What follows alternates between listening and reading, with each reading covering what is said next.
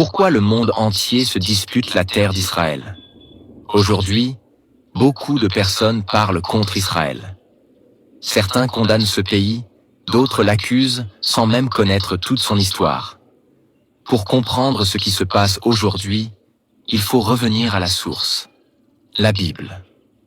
Dans le livre de la Genèse 12, verset 3, Dieu parle à Abraham et dit « Je bénirai ceux qui te béniront, et je maudirai ceux qui te maudiront. » Cela montre que l'histoire d'Israël n'est pas une simple histoire politique. C'est une histoire spirituelle qui commence avec les promesses de Dieu. Dieu a donné la terre de Canaan à la descendance d'Abraham. C'est sur cette terre que le peuple d'Israël s'est installé. Et c'est là que des rois comme David et Salomon ont régné. Mais à cause de leur désobéissance, plusieurs nations ont envahi cette terre au cours de l'histoire.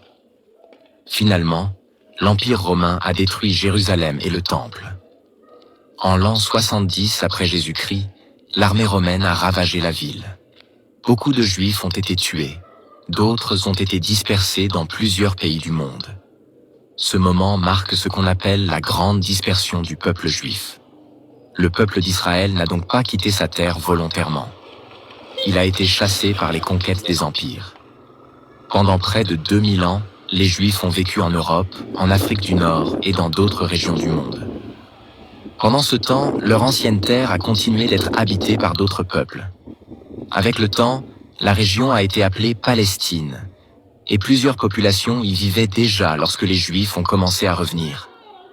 À partir de la fin du 19e siècle, beaucoup de Juifs ont décidé de retourner dans cette terre qu'ils considéraient comme la terre promise de leurs ancêtres. Après la Seconde Guerre mondiale et les grandes persécutions contre les Juifs, ce retour s'est accéléré. Finalement, en 1948, l'État moderne d'Israël a été proclamé.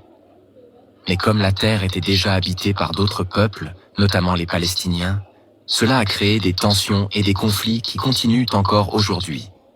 C'est pourquoi il est dangereux de juger cette situation trop rapidement. L'histoire est ancienne, complexe et profondément liée à la foi de millions de personnes. Pour les croyants, Israël reste un peuple particulier dans le plan de Dieu.